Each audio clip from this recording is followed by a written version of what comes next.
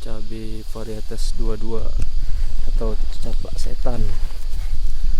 Buahnya sangat lebat, tapi ini terserang antrak nih teman-teman. Ini buahnya lebat teman-teman ya, tapi sayangnya itu terkena antrak.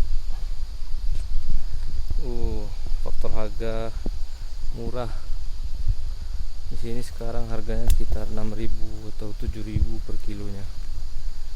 Tidak sesuai dengan biaya pengurusan. Teman-teman, sangat lebat buahnya. Terkena antrak rata. Oke, sekian.